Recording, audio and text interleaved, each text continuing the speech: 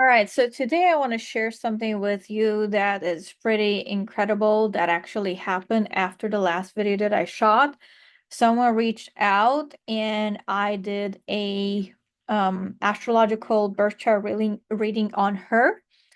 And there was one thing that really pulled me towards, and it was Aquarius in the 12th house with an Aquarius ascendant at 29 degrees.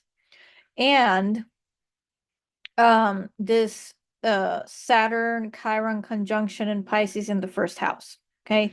So for those of you who don't know what the heck I just said, because you do not speak astrology, it's okay. I'm going to break everything down. However, it's also asking me to share this with all of you, and I do have permission to use her chart and explain what it is that I explained to her, because she said that I hit the nail on the head for every single thing. Okay. So even before we spent some time together, I gave her two videos to look at her ascendant. Okay. So for those of you who don't know, you have your sun. Okay. Which this is your ego. This is how your ego is expressed. So she is a Sagittarius. Okay. So she sees herself as a Sagittarius. Now your moon is your emotions. So her moon is in Capricorn. Okay. So her emotions are usually fairly grounded. Okay. However, there's aspects in here and all that. So that might kind of distort that. And then you have the ascendant. The ascendant is your soul and what you came here to do this lifetime. One of the things that you came here to do this lifetime. Okay. So now because it's at 29 degrees, which every house, and you can see here, the houses in astrology starts from here. It starts in 1, 2, 3, 4, 5, and it goes all the way around to 12. Okay. So because she's at 29 degrees and every house has 30 degrees. So it starts at 0 degrees, goes all the way to 30. Okay. So because she's at 29 degrees, I know that that means she's going to embody both Aquarian traits and both Piscean traits, which Pisces is the next after Aquarius. Okay. So I gave her two videos to watch about how she's going to express her soul this lifetime. One was Aquarius and one was Pisces, and she said that that was spot on. Okay. Now, Aquarius in the 12th house. First of all, what does the 12th house mean? Well, 12th house has to do everything with past lives. Okay. So if you are an individual that has Aquarius in 12th house, and this is so easy for you to get your birth chart. However, you are going to need the exact birth time for you to be able to figure out your ascendant. So your planets are not going to move. However, the houses within the chart are going to move based on the time. So this is why I actually had my mother go to the maternity and make sure that I was born at the same, at the time that she said that I was born. So you want to find some way, shape, or form. I know some states do not have the birth time on it anymore. However, you want to make sure some way, shape, or form you're going to find it. Okay. But sometimes you can find your time on the birth certificate. Okay. Now with that out of the way, if you can go to astro.com once you have your birth time, and you can go to astro.com. You don't need to create an account. You could already, just put your information in there and do that. So you're going to go to horoscopes, I believe it is, put your information in there, where you were born, what time, date, and month and year. And you're going to click on horoscopes, and it's going to give you something like this. Okay. And now you're going to know if you have Aquarius in the 12th house and Aquarius as an ascendant. Okay. So I'm going to only talk about Aquarius in the 12th house. Now you can see with her, the majority of her 12th house is Aquarius. Now there's a few degrees in Capricorn. However, this is not what I wanted me to talk to her specific thing. They wanted me to talk about Aquarius in the 12th house. Okay. So this is her Aquarius in the 12th house. This is what it means. Okay. Your individuality is lost on you. You don't see yourself as an individual. You don't see yourself cool or cutting edge. You see yourself as normal. You might have issues working with technology, which is funny because as she came on, she said, I don't know how to do technology. And when I said this to her, she started laughing because it hit the nail on the head. You're a unique individual. You just don't see it. You might feel unemotional, confused, or chaotic. You have difficulty relating to anyone or fitting in with a group. And this is true for all Aquarians. Like I'm an Aquarius Sun and Aquarius North Node. I'm going to talk about what North Node means in a moment. But as an Aquarius Sun, I did not fit in anywhere. Like I'm like the black sheep of every group. So if you feel like that, you might have a strong Aquarius somewhere. And by strong Aquarius, I mean either the sun, the moon, the rising, or you might have a conglomeration of planets, just like she has in Capricorn. You might have a conglomeration of planets wherever you're Aquarius or your 11th house. And you can see that she has a strong 11th house, which is the original house of Aquarius. And she's an Aquarius rising. So yeah, she's not going to feel like fits in. Okay. You can be unique without ostracizing yourself. Okay. She also has the ability to go into past lives once, everything that stops her to do that is cleared. Okay. So because past lives is the 12th house, she does has an ability to do that. By the way, we all have an ability to do that. We just need to clear up, all the shit that's in between. So then I gave her another article to read more about what Aquarius in the 12th house means and what Capricorn on the 12th house cusp means. So what is the house cusp? Well, this is the line where the 12th house starts. This is called the house cusp. You can see that her house cusp is not an Aquarian. Her house cusp is a Capricorn. So I gave her another material. What does this mean? Okay. Now, the other thing that it really drawn me to say this to her was that she has Uranus. So Uranus is the governing planet of Aquarius, and every planet has a governing every zodiac sign has a governing planet. The Aquarius's governing planet is Uranus, and Uranus in the 7th house, which this is the house of relationships, intimate, close relationships. This means to her that her relationships are non-traditional because Uranus and Aquarius in the 11th house are the non-traditionalists. We don't like to do things, by the book. We like to challenge the status quo and all that. So her having that in here, there's also, the conjunction with Pluto, but it did not want me to go into that. So that's how I know that she has untraditional relationships. Now, Aquarius is an ascendant. What I wanted me to do, let her know there's a lot of isolation and loneliness there. Okay. She's also drawn to esoteric sciences like astrology, numerology, tarot, divination. Guess what part of my last video intrigued her? It was the astrology part. And when she started talking about that, I'm like, I am so sure you have an Aquarius in you somewhere, either Aquarius or Pisces or Cancer or Scorpio. These are the types of people that, have their antenna up there and in the ethers and are very curious about these esoteric sciences. Okay. Now, also still talking about the Aquarius Ascendant, she she has a dichotomy just like I do. Like either I want to be alone or I want to be with people. So I want to be alone because, I'm comfortable being alone because I'm an Aquarian and, not a lot of people get me and all that. At the same time, I want to be with people because Aquarian is the humanitarian.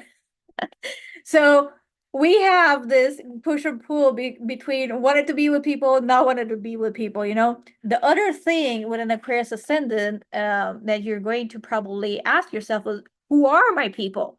Like you don't know who your people are. And also, occurring again is a lot of humanitarian, a lot of community, a lot of volunteering work. So if you find yourself doing that, you might have a strong placement of Aquarius or a lot of planets in the 11th house. You're also highly intuitive.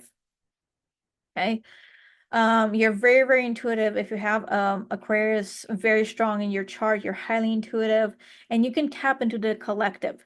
So everything that I'm being prompted to share with you is not for me. My antennas are up there in the collective, and the collective says, "Hey, I have this problem," and then I get an impulse, or I get a download like, "Hey, put this video out there." And until today, I didn't know who needed this video, but apparently someone else does because I've seen a question in somewhere else, and I'm like, okay, I need to make this video. So. The other thing is that other energies can throw you off if you're not grounded. Okay, so other people's energies can throw you off if you're not grounded because you are an empath. Okay, so usually what an empath is, and I do not want to label you as an empath, and you go on the internet and see all the drawbacks of being an empath, like, oh my God, this is so not right for me. No, no, no, no, no. Okay. So I want you to understand that being an empath is very, but very powerful if you know how to work with that. Okay. Because again, when I work with someone one-on-one, like I picked up on her energy that she wanted me to go into this specific thing for her. Exactly what I'm sharing with you today. And it didn't want me to look at anything else in her chart. Okay. So I was picking up on her that she needs to hear this. So it's just like I picked up on her, she can pick up on other people's energies. And if you don't know how to clean that and work with your powers and as an empath, because empaths are very, very powerful, then you are going to take everyone's energy onto you and it's going to bog you down. Okay. So that's about all that it wanted me to say.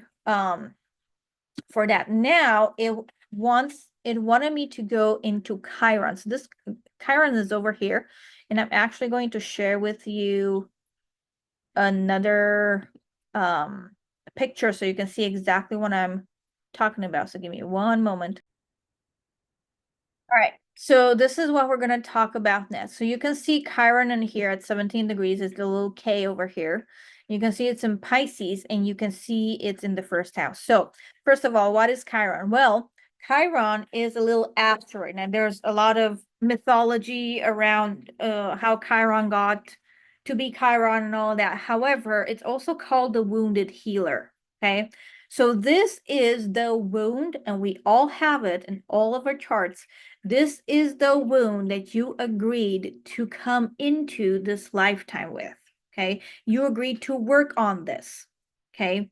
So, because Chiron's in the first house, this is what I had to share with her. Her wound is related to self-identity, to independence and power. It's about sense of self, individuality, sovereignty. That has been taken away. It has been abused. It has been diminished. It has been wounded.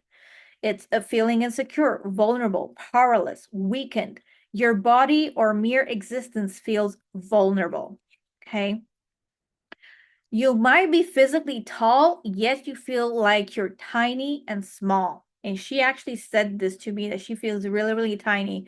She feels like a speck of dust, and then no one cares. Okay. Which was interesting for me because of what I had to share next with her. So your opinion doesn't matter because you don't, uh, your opinion doesn't matter because you've got to fit in the box that everyone else created for you. So think of this, for example, right? You wanted to be a car mechanic, for example, because that's what you love to do. You love to work with cars, but then everyone else said, no, no, no, you're going to be a doctor. Something around that. Doesn't necessarily have to be about career related. Could be, love life and all that. You wanted to go one way, and everyone else told you to go a different way. And that's where, that's where this wound comes from. Okay. You were taught not to reveal yourself, okay, because it's not safe. You might have been taught that some aspect of you and your body is not good enough. You might have been fat shamed, teased, made fun of your appearance. Um, you're probably feeling anger, pain, frustration. The anger might come off as rebellious as you keep it in, you hide, and you don't put yourself out there. Okay. And she told me that she's literally just hiding in her house because of all the things that have happened. And I'm like, I know because of your chart. I know what has happened because of your chart. Okay. Something about your assertiveness. Okay. It's either too angry, too forceful, or you surrender. And she said that she actually had to take assertiveness classes. Okay. This is how accurate this is. Your sense of power and assertiveness has been wounded. Okay. Might have grown up in a hostile, aggressive environment where you didn't obey and you got into trouble. Okay. She said that she's been through a lot in her childhood. So the dark side of this, like if you do not learn how to heal this wound, you're going to live your entire life pleasing other people and hating yourself. And that's exactly how she felt. And the gift with this, once you learn how to heal this, the gift with this is that you discover that you're powerful, you're invincible, you can do anything. Okay. Now, I wanted to share the Chiron in Pisces. So this was Chiron in the first house, okay? And now I'm going to share Chiron in Pisces, okay? Because there are two different things. However, you commingle this and you get exactly what Chiron in Pisces in the first house represents, okay? So Chiron in Pisces. Wounds might be inherited from past lives, okay? So again, the past life theme here with Pisces is very, very strong.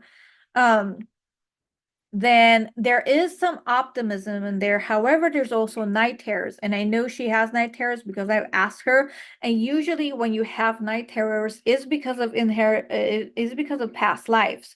So you might be reliving past lives over and over and over again in your subconscious mind until you release them. Okay. And if you have, again, issues with sleep, because of the night terrors, obviously. That's also an indicator of past lives. Okay. Now, you might be asking yourself, if you have Chiron and Pisces, who am I? I don't know who I am or what I'm supposed to do. Why do I exist? What is the meaning and purpose of my life? And she was asking herself all these questions. And this is what really, really struck me when she said this, because I've already written this down. Am I a speck of dust? Do I count? Do I matter? She said almost this to a T right before I got to it. She said this way before in the beginning. You feel like you lost yourself. And she said that I really do. I really feel like I'm lost. And then here's the thing with Chiron in Pisces. How did you get disconnected from others and from your true self? Okay. What did you have to escape in your life because it was too painful, and how did you escape? Okay. And she told me that she went through something really, really dark in her life. And, you know, there has been a pattern of escapism put in place because she didn't know how to deal with everything. So here's what I wrote down right before I actually had the conversation. Like, did you seek solace in drugs, alcohol, music, poetry, daydreaming, dropping out of school, or video games? Did you leave your friends? Did you leave your house? Did you run away? Did you escape? How did you escape the pain of growing up, and did you overcome it? She said that she didn't overcome it, and she told me exactly how she was how she was able to escape because she didn't know how to go through it, so she had to create some things to cope with it. Okay. Now, you're really creative and you have a really creative imagination, and you might have used that imagination to run away from reality and into a fantasy world as a coping mechanism. And she said that this is what she did. Okay, so when you have Chiron and Pisces, you're going to create fantasies. Okay, you're going to create fantasies of you're going to idealize and romanticize your partner because you're like, oh, this is what they could be and all that. And you're looking for that. And then the other shoe drops, and then you get a nightmare. Okay, so every time you create a fantasy, a nightmare is going to come up to bring you back to Earth and make you aware of the fact that that was a nightmare. Okay, and it's that rude awakening when you realize that Prince Charming doesn't exist. And because of Chiron and Pisces, she has a tendency to do this over and over and over and over again. And when the fantasy breaks, is really painful. It's really, really painful. And I shared that with her. She's like, yes, you're right. It's really painful when that breaks. Um, and then around work, I share with her, like, what do I have to do for her? Like, do I really have to clean shelves and be a maid and all that? It's like, you don't necessarily like to, go and do all that type of things. And she said, yep, you're right. I don't like to do that. Now, the dark side of this, as in dark, as in not healed and, you not, learning ways to dissolve this and see the lessons that are there, because again, you placed this here. Okay, and I kept on telling her, like, you placed this here. So for those of you who don't understand what that means, or how that came about, before you came into this life, you sat down with what is called an ascended master. Okay, and you tell them, hey, this is what I want to learn this lifetime. And they're like, great. So who wants to teach her this? And then people come up and you put something in your chart. And then who wants to teach her this? You come up, you put something in your chart. So really, your birth chart is all the things that you agreed to do before you came here in this lifetime. That is a gold mine that not a lot of people know. Okay. So I had my awakenings when I went through my chart, and I'm like, well, I signed up for this, so it's not like I can back down of it. Okay. And here's the thing, if you do decide to unalive yourself, well, you're going to come back to a similar life, and do it all over again. Okay. So just because you decide to not be here anymore, and go early, that does not mean that, you know, you're gonna get a, get out of jail free card. That's not how it happens. Okay. Because you said, this is what I'm gonna learn this lifetime. Okay. Now, if you don't awaken, if you don't realize the true potential that is in your birth chart, you don't have a reading with someone, you don't know how to deal with all these things that you have put in yourself, you're not going to learn the lessons. Okay. So if you don't learn the lessons, here's what that might entail. If the disconnect in the childhood is not addressed, you will remain immature. She said that that is correct. There's no self-confidence or willpower. Okay. And I let her know that whatever happened in the childhood, whenever she experiences that same type of thing out there right now, she's not the, I think she said she's 58. She's not the 58-year-old woman currently right now. She reverts back to that little kid. Okay. So that's what happens. You have a wound around believing in the fairy tale, and you can lose faith in the idea that you can create your own world. Okay. You lose faith in yourself, the world, humanity, authority figures, or people who are supposed to take care of you. Okay. And she shared some things that really resonated with her when I shared her this. You can even lose faith in the concept of faith. Okay. You might have a desire to not live anymore. Okay. And she shared to me that, yes, that's true. You see yourself as a tiny speck of nothing, and everything you know disappoints you because your creative mind keeps creating fantasies, and then you keep on attracting nightmares and wake you up, and it's painful and it's brutal. And this is Chiron and Pisces. Okay. Life might start to feel impossible. You might feel like you're sucked in a black hole and you cannot get out of. And when I shared this with her, she said, this is exactly how I feel. You might feel like you live in a physical or mental prison. And she said, yep, that is correct. Okay. It feels like you're trapped in your own thoughts, and it might even be schizophrenia. You might go into that side. Okay. And she said that that is really, really true. Now, the gift of this is to discover how to heal your wounds. Like, what are the lessons that you came here to learn this lifetime that people have said, yes, I'm going to help you with? And that is the key to set yourself free from your mental prison. Okay. Now, we're going to talk about another aspect in here, which is Saturn. So I am going to share another picture with you. So give me a moment. All right. So this is Saturn. Okay.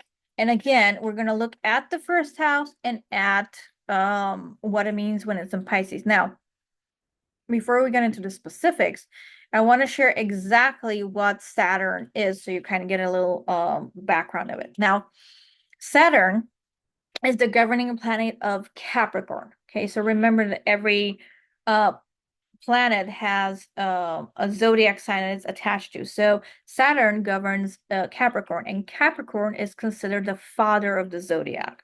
Okay, now Saturn aspects and the house it's in will highlight a lesson from your past life. Okay, again, lessons from past life for her that you didn't quite master that time around. Okay, so she's been in the same cycle for lifetime after lifetime after lifetime after lifetime. Okay, and so it's back, resurfacing for you again for another chance to learn it and heal. You may see the same themes play out in this lifetime, and you don't have to follow the same old pattern. Okay. That's what Saturn is here for, chiseling us into our best accomplished, self-reliant, confident self. Okay. It's the guilt, the shame, the restriction, and suffering that we brought from past lives. It's the limitation, frustration, hard work, self-denial, thwarted self-expression. It's the painful situations that result in you going down a path of self-discovery. It's the repeated delays, disappointments, and fear. Now, the gift of all this, once you heal whatever once you heal and learn the lessons that you wanted to learn with Saturn in general, okay, it's the wisdom, it's responsibility, self-discipline, a sense of security, how to structure your life, self-reliance, confidence, how you utilize the experience of pain. This is what Saturn is teaching you. How you utilize the experience of pain, restriction, and discipline to help you achieve greater consciousness and fulfillment. How you learn to love yourself for who you are rather than judge yourself for who you're not. Okay? So, now, what I shared with her was exactly what Saturn in Pisces refers to. Okay. So Saturn, you can see here, it's Saturn and in Pisces. So this is the first thing that I shared with her. And this is what I said. Now, what I'm about to tell you is from a book. And if you're interested in that, I can drop it in the comments later. So Saturn in Pisces, or the 12th house, okay? So the 12th house, as the last in the cycle and lying hidden behind the ascendant or outward behavior, symbolizes both endings and beginnings. It is the end because it represents the sacrifice, which must ultimately be made of the conscious personality, as a separation unit. From a more obtuse point of view, it represents the beginning because it refers to those causes from the past which, operating from birth and below the level of consciousness, draw to us those situations which require that we lose ourselves and die to be reborn into group consciousness. Okay. So for me, what I'm getting is a sense of the phoenix. Okay. And you've got to let go of the ego, like the ego death. The one thing that you probably might heard about is the ego death. When the ego dies, your true self can emerge, because your true self cannot emerge once you still feel afraid, scared, worried, and you're minimizing yourself, putting yourself down. That's not your true self. That is your ego. So that is your amygdala running you. Okay. That is how you know. So for her, Saturn and Pisces, she needs to learn how to um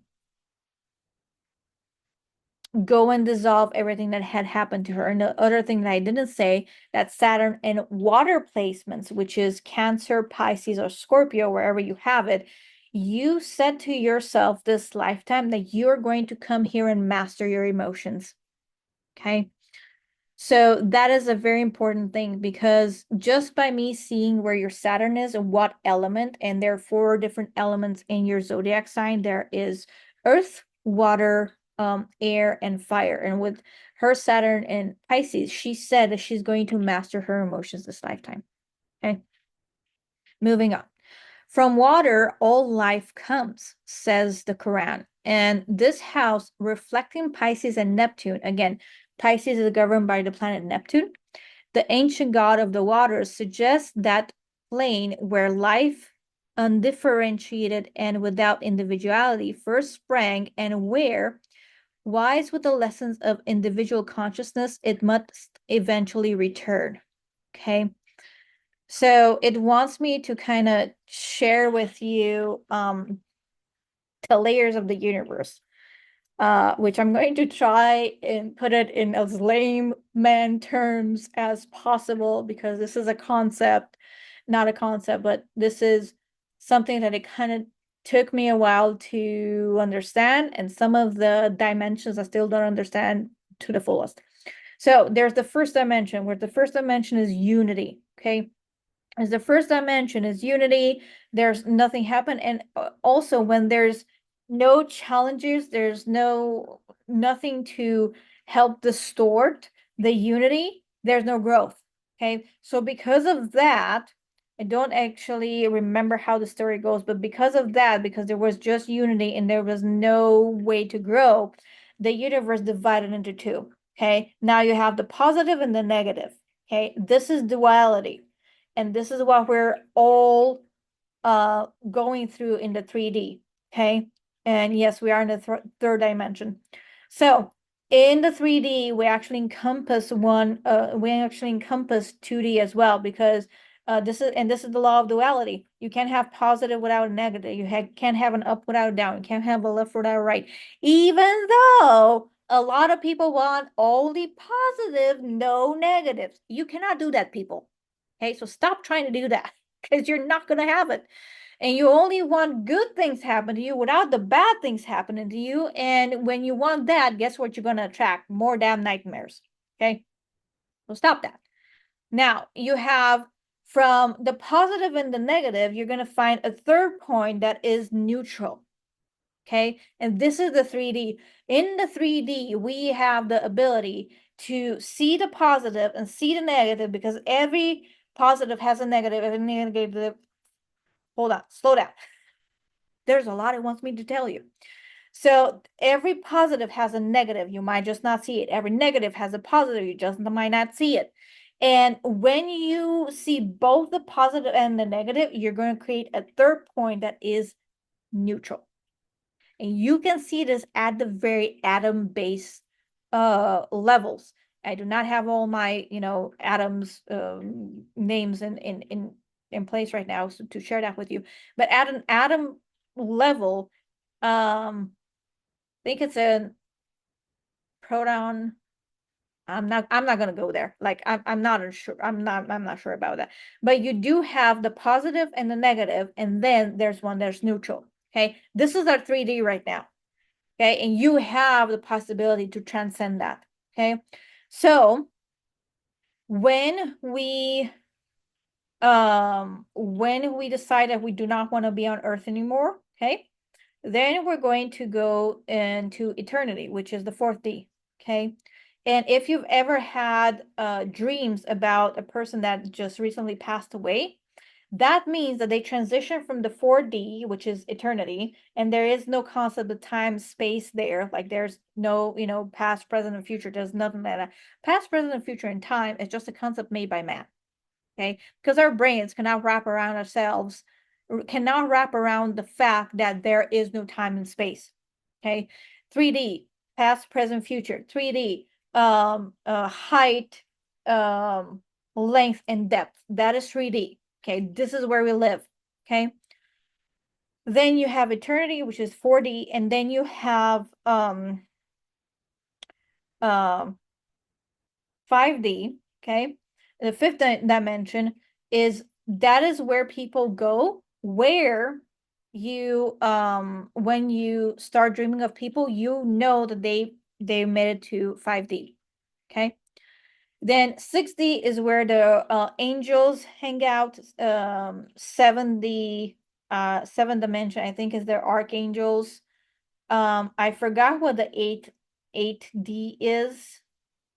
Okay, so again, I told you it's a concept I'm trying to boil down for you in lame terms where you can understand.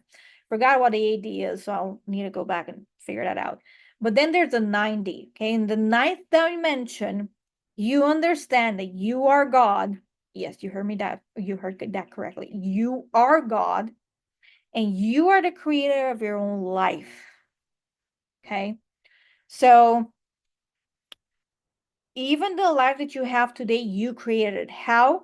Well, all the stories and limited beliefs that you keep telling yourself until this point, that is what created a life that you currently live. Because if we go way back to the law of the universe, everything is energy. That's the first law. Everything is energy. Then the highest form of energy is a thought, and thoughts create things. So whatever you think about, you're going to create. This computer that, or whatever device you're currently looking at me from, this device was a mere thought in someone's head, and then it became reality. Just like you might think that something bad is going to happen and then it actually happens. Guess why that happens? Yes, because you put thought into it. You put energy on that, because the universe does not know the word no. And it really wants you to get that. It does not know the word no. Whatever you put energy on, that's going to manifest. So it's not going to be like, I don't want this relationship. I don't want this relationship. Because what you're saying is, if you take the no out, I want this relationship. Because again, the universe does not know the word no. Okay. So if you don't want something to happen, stop thinking about it, basically. Okay. Now, there's a lot of subconscious programming that, yes, has happened from 0 to 7. And even again, before you came into this lifetime, you chose your parent, you chose your parents, you chose your lineage, and you came with all the baggage from the lineage, all the baggage from both sides. Okay. That's a lot of damn baggage, I know.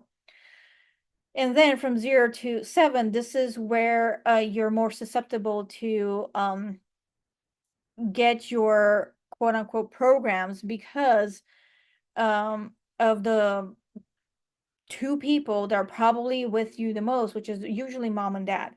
So whoever was with you when you were little, between 0 to 8, these are the people that you're going to start mirroring from here on out. Okay. And you're going to see, if you really have someone that can help you go in and look at the stories that you created when you were little, you can see how that plays out in your life.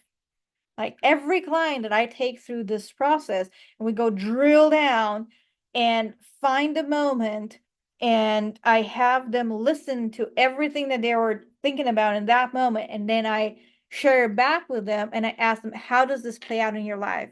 And they're like, it's everywhere. Like, do you see how it comes from this moment? Because in that moment, you say to yourself something and gets stuck in your subconscious mind. We think that we are governed to, go about our day with our prefrontal cortex or our conscious mind, but we're not. Our amygdala is running the show. Our amygdala, our subconscious mind, everything in there, it just wants to be right. All the stories and limiting beliefs you tell yourself, it wants to make that right. Okay, that is why you might be dating the same damn person with a different face. You might be going in the same damn circumstances with different people. Okay, so let me see if there's anything else I want to share with you. And after that, after the 0 to 8, now you have life experiences until the day that until today. And that keeps on piling up and piling up and piling up. And you agreed that, yes, you did, plan your life before you came into this lifetime. And you agreed, you put everything in place and all that, all the people that you're going to meet and all that. And then the price that you paid to be here, to be born, to learn the lessons, was that you had to forget everything. You had to forget everything that you just put in place. That's the price. So now, if you really want to know why you're here, you came here to heal, first of all. You cannot heal without a physical body. You cannot do that. Second thing, you came here to remember, what the heck is it that I said I'm going to do this lifetime? Okay. The beauty of it is that everything is in your birth chart. Everything is in your birth chart. Once I started studying my birth chart, I was just amazed at the things that I put in there and how my soul was pulling me to do this and do this. But now I got confirmation. This is why. And this is why this happened. And this is why that happened. This is how you learn this lesson. This is how you learn this lesson. So yes, I might have gone on a total tangent there, but however, this is what it wanted me to do. Because once you realize that you are the creator of your own reality, and once you learn how to navigate through your negative side and your positive side, because again, a lot of people want to cast out the negative. You cannot do that, people. Stop trying to get rid of a part of you. It's not going to happen. Okay, it's not going to happen. So when you learn how to work both with your light and your dark and unify them, okay, that is when you realize that you're the master of your life. And you come from this world of duality, go all the way up into the dimensions. When you unify this, when you're in the ninth dimension, you realize that you are the creator of your own life. You are your own God. Okay. That is when you go back to the first dimension of unity. So yes, you split yourself into two. You went all around like this. Okay. However, when you come back to the beginning, you have learned lessons. You have grown stronger. And now you're ready for your next lesson. Okay. Now I'm not saying next lesson as the next life, because believe it or not, I go through this type of cycle a lot. Otherwise I wouldn't be here in front of a camera, talking to you like this.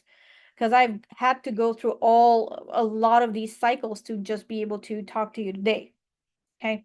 So now that you know kind of like how the universe works in all those dimensions, okay, I'm going to go back to Saturn and Pisces. Okay. So even shorn of its more esoteric associations, the 12th house refers to isolation and submission and to the dissolution of the personality. Okay. So this is really where you lose yourself. You really lose yourself with Saturn and Pisces. Okay. This is often called a house of karma, based on the idea that planets found here are in some way denied normal expression and are often operating as unconscious rather than conscious drives. So for those of you that don't know, the first house is all about the self. So with her Saturn in the first house, where there's the denial of the self-expression. Okay. And we're going to go into that when I'm going to read the first house. However, we're going to go with the Saturn and Pisces first, okay? Now, it is also called the house of self-undoing because isolation, incarceration, helplessness, and bondage are often the lot of the person with a heavy active 12th house, literal or symbolic, and it is his own actions which draw these conditions to him. Again, just like I said, you draw your conditions to you based on what you have going on in your subconscious mind. Okay, this is why it's so important to work with someone that can help you drill down what is it in there that you keep telling yourself that you keep attracting in your life. It's like imperative for you to know this. And it doesn't matter if you have a Saturn in Pisces or anywhere else. Like, I work with people from all walks of life, from all birth charts. And it helps. It really helps to know methods to go and to go through your emotions in a safe way. Okay, because we're not taught how to do that. Okay. So whether a long past is considered or not, the inference is certainly present that the ego, built through the efforts of the previous 11 houses and signs, must eventually be laid on the altar of sacrifice so that the man may become a functioning part of a larger whole and give of his wisdom and energy to the good of the group. Okay, so again, it's talking about the death of the ego. And I don't have Saturn in I don't have Saturn in Pisces. However, I have undergone many deaths of the ego because I'm want to step into this I want to step into what I said I'm going to do this lifetime. So for that, for me, I'm required to do a lot of ego deaths. Like, I just went through one today. So fun times. Today was the last day, but I went through it for the past 2 days. Like, it was excruciating. And if I haven't gone through that, I wouldn't be making this video. So benefits and drawbacks to everything. Okay. Now, whether a long past is considered or not, the interference is certainly present that the ego. Okay, so I went through this. Okay. For the man who refuses to comprehend this, it is the house of hospitals and prisons. For only through the loss of individual power can a man realize that he himself is nothing without a link to the rest of life. Okay. So what it's saying here is that if you do not learn how to draw the wisdom, because this is what it is, it's wisdom. Saturn is bringing you wisdom. If you do not know how to draw the wisdom from Saturn, you might be ending up in a prison or a mental institution, okay? And we don't want that for you, okay? This is always a difficult house unless the path of service is pursued. So once you learn your lessons, you gather the wisdom, guess what you're going to do with that now? Now you're going to go share your wisdom with the world. Okay. That is why it said death of the individual must be attained so that you can go and contribute to the larger collective. Okay. Somehow the release of energy in this way alleviates much of the frustration and loneliness which accompanies 12th house planets and makes the required sacrifices bearable. Great pain often occurs through the 12th house, for the loss of the will after so much careful building is a great blow to the man who has come to identify himself with his personal desires. Yet loss of will is the price which all planets pay when found in this house, although the finding of real inner serenity is often gained in exchange. So again, once you go through and learn and extract the wisdom of your Saturn and Pisces, you are going to feel inner peace. I can tell you that because I have been through my Saturn and a lot of things I've cleared up from my childhood, and I do find inner peace. Like, it's so peaceful being me. Like, I love being me now. I didn't love, being in my head 10 years ago, I can tell you that. However, things have been changed because I have now tools that can help me go through whatever it is that it's going to come up, and it is going to come up for each and every one of us. Okay. As the last sign of the watery trigon, Pisces symbolizes the completion and fulfillment of all emotional strivings.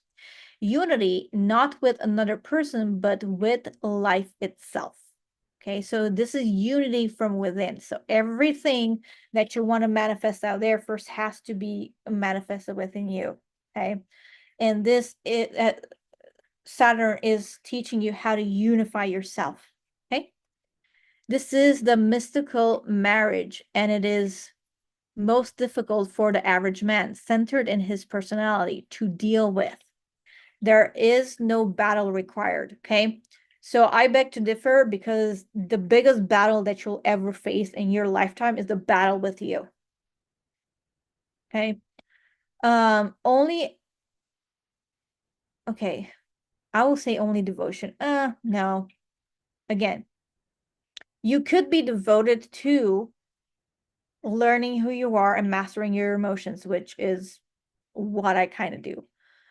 That's what I devoted my entire life to. And guess what? Once I go through, something on my end, someone's going to come out on the other end and be like, hey, I needed this. Now I know, like, hey, I need to go through this because now you need it, and now I've got to help you. So it makes sense. Okay. And this is what I devoted my life to, going through my own stuff so that I can help other people go through theirs. And in the process, they start remembering who they are and what they came here to do this lifetime. So it's a win-win. Okay. It is almost impossible to make any sense of the 12th house from a purely mundane point of view. For even more than the 8th, this is a non-material house and pertains to matters which bring a man into closer touch with subjective reality. Any planet in the 12th is subject to the dissolving and transmuting influence, which blocks the ordinary personal expression of the planet and forces its energies inward and upward. That which occurs here occurs in secret, like the gestation of a child. So I shared that with her, and I told her that she suffers a lot in silence, and she's like, "Yeah, that's true." Only when the term is complete can this facet of the individual unfold like a newborn baby into external expression, and by then it is changed. So again, learn the wisdom, extract the wisdom, and then you're going to be a new person. Saturn in the 12th house, and to a lesser extent in Pisces, is difficult from the point of view of the personality, because the Saturnian energies geared initially towards self-protection and defense against the environment are rendered ineffectual. This may in extreme situations be through hospitalization or imprisonment for a period of life, and the man may learn through his own helplessness how ultimately impotent the personal will is against the forces of his own past, which he himself has set in motion. Okay, so what does this actually want to say to us? Well, if you don't go through if you don't go through what you set up with Saturn and Pisces, again, you can either go, go into a hospital or to prison, because you don't know how to manage your emotions. Okay. And the only way that you will know how to manage your emotions is to go work with someone that can work with your subconscious mind and see exactly what's there and release it. Okay. Now, the feeling that one is helpless and must submit to something larger and greater is frequent with the displacement of Saturn, although it may occur on a very subjective level. This is a cadent house and refers to states of mind, and Saturn here often generates a vague fear that someone or something, a misty or generalized faith or deity, is going to destroy him or control him. And she said that she's plagued with fear. So I get it. He may isolate himself and attempt to shield himself from contact with others at the same time that he is weighted down by an oppressive loneliness and sense of powerlessness. So she said the same exact thing, like she is isolating herself, but at the same time, she feels very, very lonely and powerless. So it makes sense. The sacrifice of one's material ambitions is often concurrent with a 12th house Saturn. And this is also one of the commonest significators of the child who dedicates his life to the care of an ailing or helpless parent at the cost of his own development. This is often done not because it must be, there are always alternatives, but because there's an intense feeling of guilt, obligation, and an instinctual understanding that he must make sacrifice or pay some debt. It is also often the reflection of a fear of confronting external life and a sense of impotence in being able to handle practical affairs. Guilt looms large with this planet, with this placement of Saturn, although it is generalized rather than specific guilt.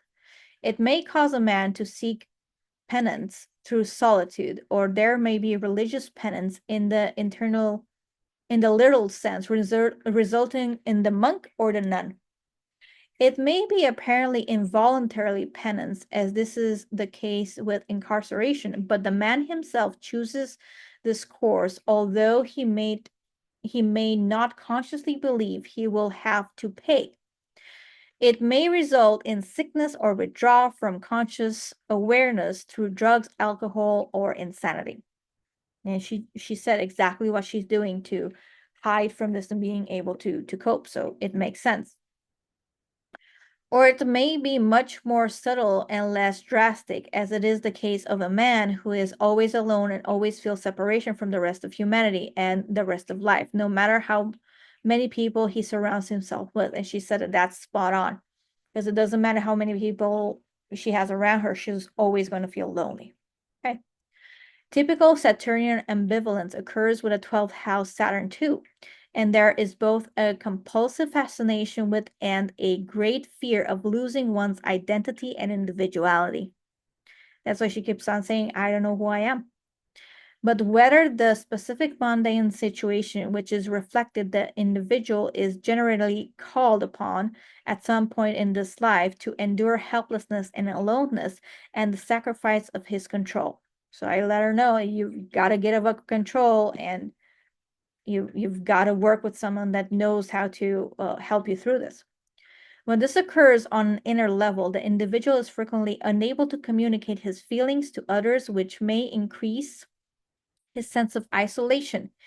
He does not understand what it is that he is trying to protect himself against, any more than he understands the abyss which draws him with such fascination. He only knows that he feels powerless and may overcompensate for his feeling by attempting to prove that he is total master of his life. This may land him in hospital or in jail without his understanding that inner motives, without his understanding the inner motives which have brought him there. Saturn is representative in his disguised and baser form as the most personal kind of power, that which a person seizes for self-protection through manipulation of his environment. It is man's defense mechanism, which is necessary for a long time while the unfolding consciousness needs defending. However, when Saturn is found in Pisces or in the 12th house, the time has come for the scaffolding to be taken down, for the inner structure is nearly complete. And stripping this away is initially like stripping off one's outer skin and exposing the raw and tender area beneath. And she said that that's exactly how it feels. As opposite to the 6th house, the 12th diagnoses that which the 6th has put in order and offers chaos instead. Sorry. As opposite to the 6th house, the 12th disorganizes that which the 6th has put in order and offers chaos instead. This is not the chaos of sickness and madness. However, it only seems so to those who have built their conception of reality on a mundane base. Understanding the meaning of this position takes us beyond the field of orthodox psychology, which has certainly mastered the 4th house and some of the 8th, but is lost when confronting the mysteries of the 12th. recognition of the urge for evolution, for meaning, for the spiritual side of life as a valid psychological drive in man is now becoming widespread. However, and when it is understood, that is perhaps the most basic and most important instinct in man, although an instinct of the psyche rather than the body, then it will not be such a painful experience for a man to sacrifice his personality to permit this total self-expression. The real potential of Saturn in the 12th house is unfortunately only available for those of a mystical bent who are inclined towards the inner path of contemplation. Okay, so I'm going to disagree with this a bit. It's not only for those people. So I believe that you're limitless. This is how I believe that we come in our lives. We come in our lives limitless. And if you look at a little kid, you will see that that little kid is not inhibited by anything. We came here in love, and we are taught how to hate. Okay, so with that in mind, I know that anyone with any placement in their chart, if given the right tools, if given the right mentors, if given the right circumstances, okay, they are going to be able to transcend. And why I know that? Because of me, because of my chart placements, because of all the people that I work with, because of all the people that have gone through this work, and I have seen incredible results come out the other end. So I do not believe that this type of work is only limited for a few people. This type of work is there for anyone that resonates with it. Yes, you can let go of any limiting belief. And I know that it is a very, very bold claim. However, I have seen it with myself. I have seen it with what I'm dealing with right now. I have seen it with my clients. I have seen it in with other people that I work with and all that. Given the tools that I have right now and the help that I have right now, I am very confident in myself. There's nothing that I cannot go through. Okay. So that is why I am not, I'm going to disagree that it's only, there for some people. It's there for the people that want to go through it. I'll just leave it like that. Okay.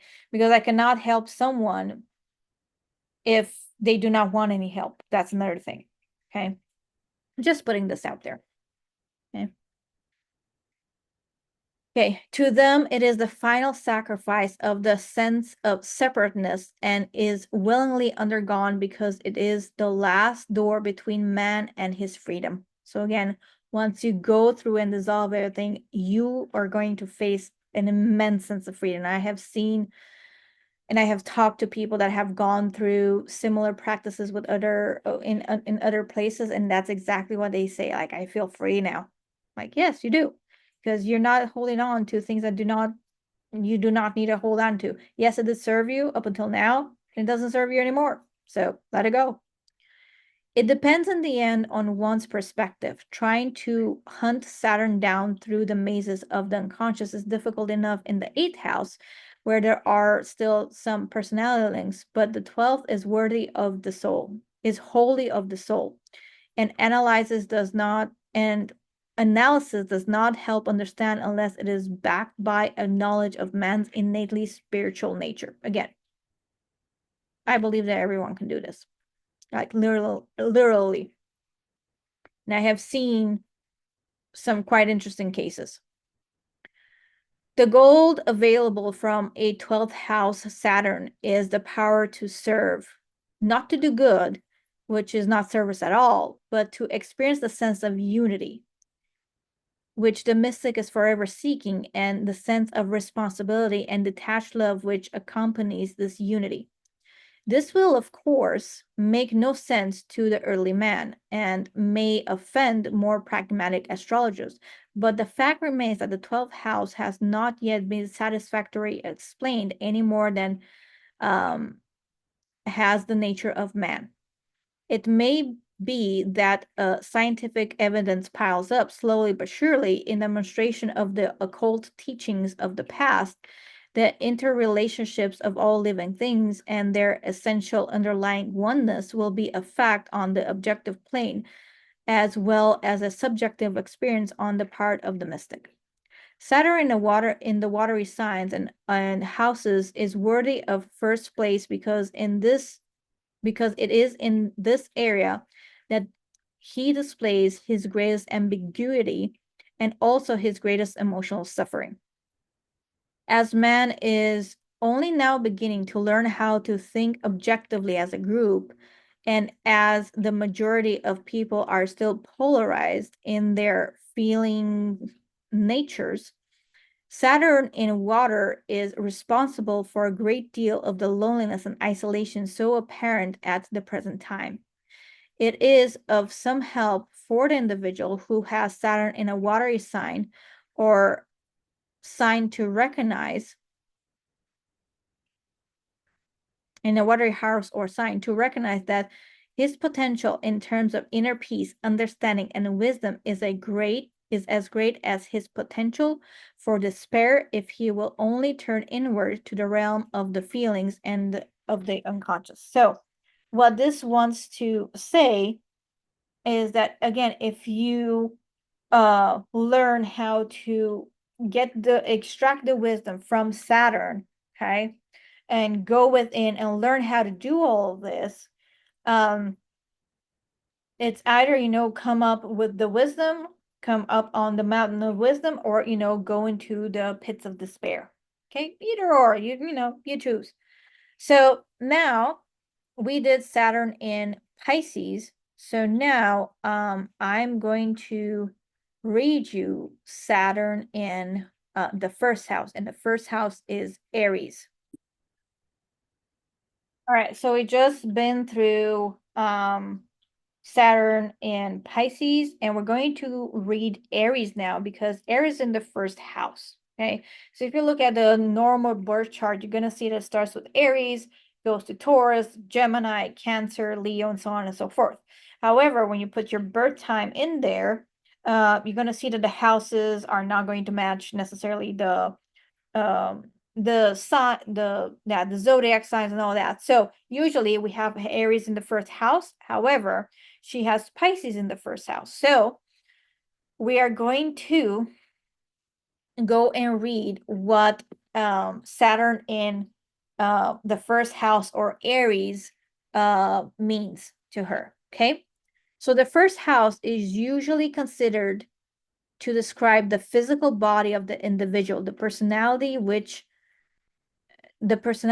which he relates to his external environment, and on perhaps a deeper level, the kinds of experiences which he is likely to attract during his life, and which will help him to shape and develop a certain set of conscious tools with which to govern his life. There is a two-way flow of energy through the first house of the chart because it is, as has often been suggested, a kind of lens through which the experiences of the environment pass to reach the individual, and through which his own qualities must pass to reach the environment. Whether factors are present within the individual birth chart, they must pass through the conditioning qualities of the first house, and in particular the ascendant, before they can be recognized by others or expressed in a tangible fashion. All four angles of the chart are related to this inward and outward flow of the reality of the inner person into the outside world. But the most personal and most obvious of these 4 points of release is the ascendant. The entire first house relates to the physical presentation of the individual in a conscious and deliberate manner. Whether a man innately is, he must express it through a body and according to a body type, which gives the term body a larger framework. The ascendant and the first house are often equated with a Jungian idea of the persona, which it is, if it is to be a positive and effective medium through which a man may present himself to the world, must be in a reasonable accord with the more hidden, unconscious aspect of his psyche. The idea of the persona offers a considerable amount of insight into the function of the ascendant, which is often maligned by being considered merely a superficial mask, which has little relation to the inner reality of the person. Like the masks of the ancient Greek tragedy, the persona is the person's statement of himself to the world. Through this cultivated component of the psyche, he declares his role according to the manner in which he has developed over the years. The persona, like the ascendant, does not come into full conscious flowering until a certain level of maturity has been reached. Ideally, this role should be a synthesis of what is best in him and most useful, and should be worn lightly so that the man does not make the mistake of identifying with his presentation. It is very much what he would ideally like to be or what he is developing into rather than what he automatically is at any given time. The first house is the most unformed part of the birth chart for it, even more than the rest of the chart. It is a process of becoming. According to the strength or weakness of this presentation and according to whether or not it is crystallized and rigid or flexible and lightly worn, the man is able to stand at a precocious balance point between his outer environment and the world of his unconscious motivations. If he pulls too much toward one, the other reacts. He is required by the tension of the pull to stand at the center. So it's really asking her to balance, to learn how to balance everything out. If he begins to identify with the role which he has chosen, he crystallizes into it and is then at the mercy of the hidden and more treacherous aspects of his own psyche. If he ignores the outer world and attempts to withdraw into his own darkness, he is at the mercy of the environment and is dominated by it. And again, whatever you don't control, it controls it. So right now, her thoughts are controlling her. Okay. From this viewpoint, the importance of the ascendant may be inferred, for it would appear that its development needs always to be in delicate balance with the direction of the chart internally in order for the man to be in balance with himself. Okay, so she really wanted to learn how to balance herself, which is great because that's exactly what I help people with. Now you might hear me say that, exactly what I help people with, exactly what I help people in different aspects. That is because I help people with a lot of things. I have a lot of tools, people. Okay. So if you hear me say that with different types of things, just know that I have different tools for different things.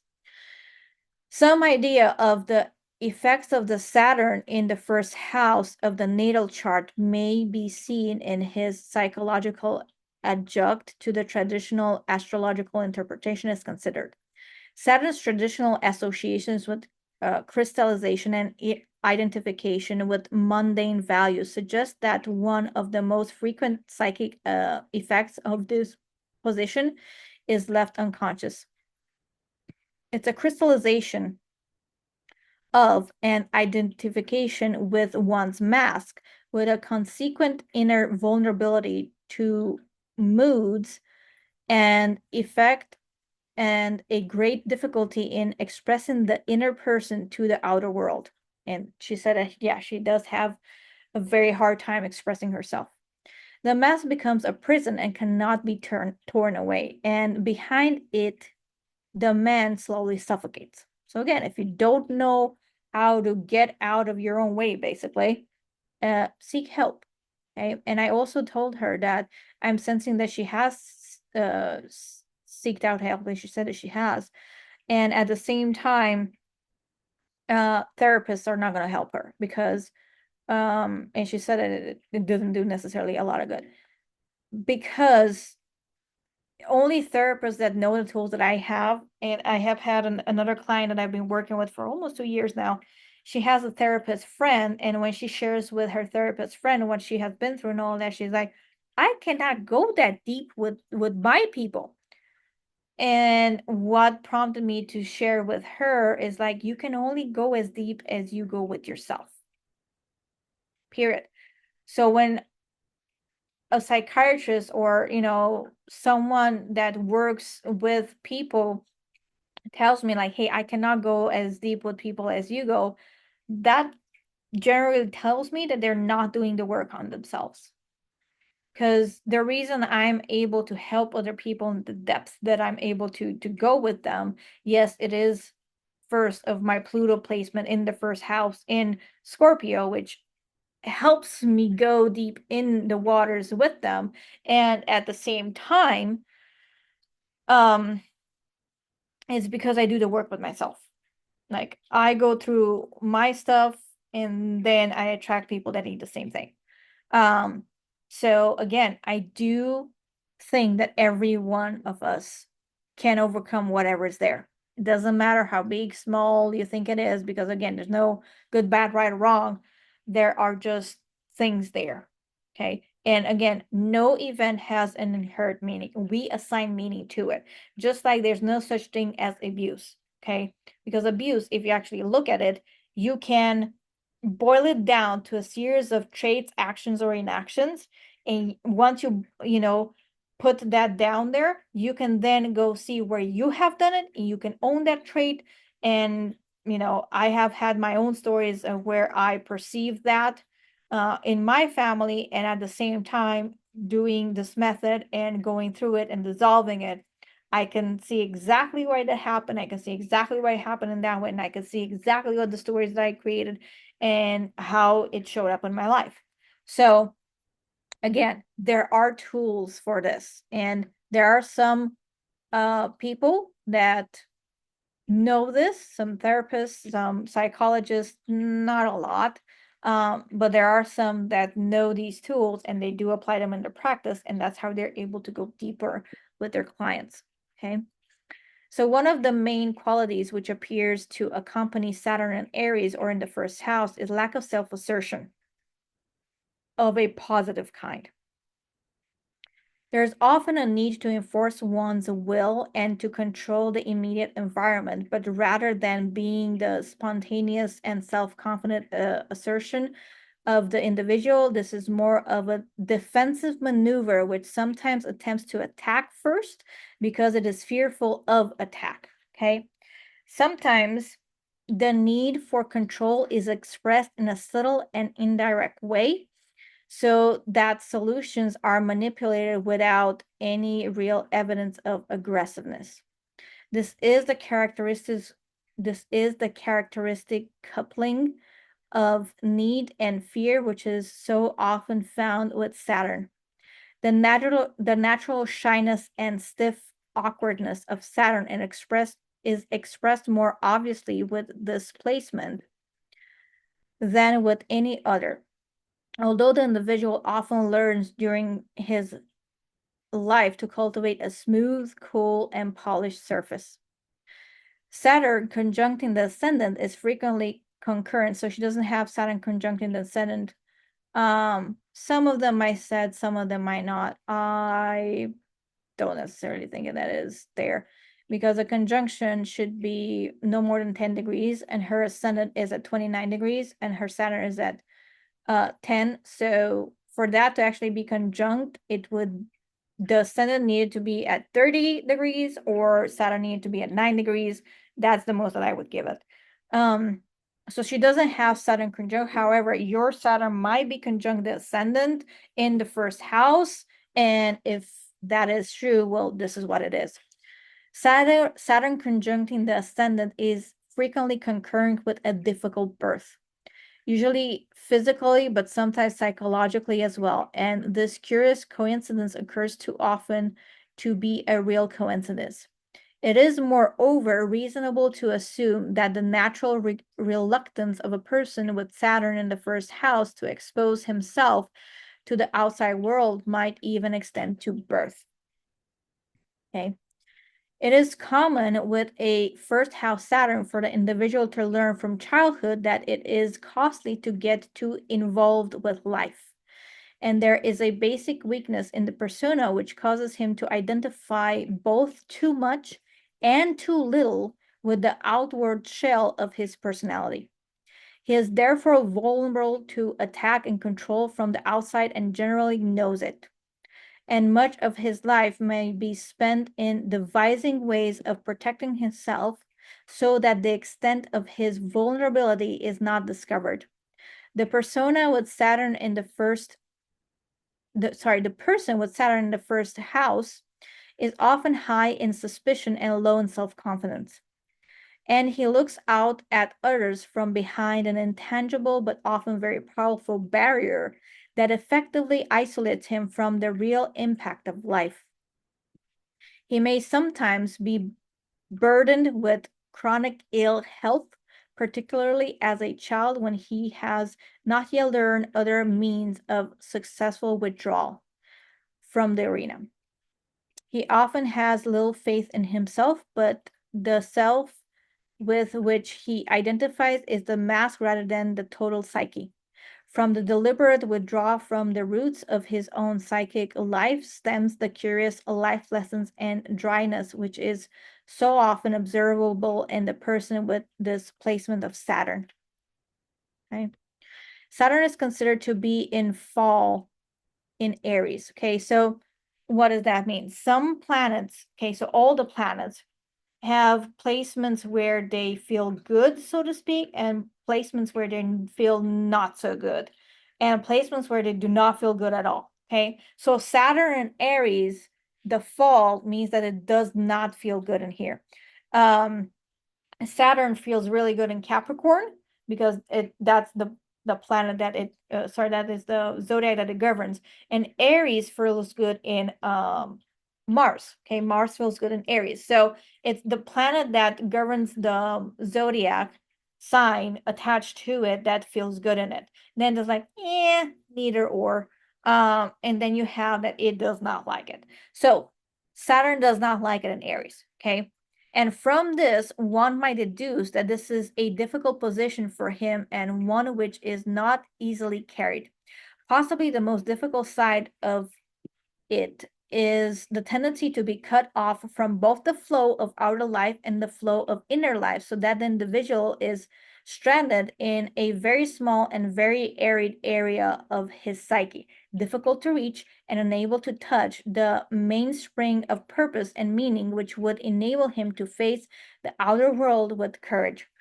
But I am inclined to believe that the planets in their fall, and Saturn in particular, can offer to be persistent and perceptive, can offer to the persistent and perceptive person a much greater key to the meaning of the planet, and therefore to the development in life of the function which it symbolizes. This is because a planet in its fall must generally struggle, and it is this struggle which is carefully tended yields if carefully tended, yields insight and eventual expansion of the field of consciousness. This is particularly true of Saturn, who, when placed in the sign of his fall, is often stripped of the courage and confidence, the natural gift of Aries, which is required to tackle the problems of living head on.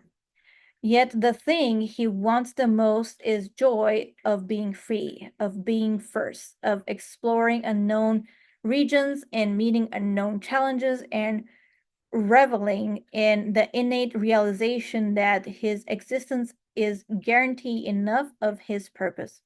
It is the person with Saturn in Aries or in the first house who, with effort, has the greatest possibility of achieving this kind of freedom.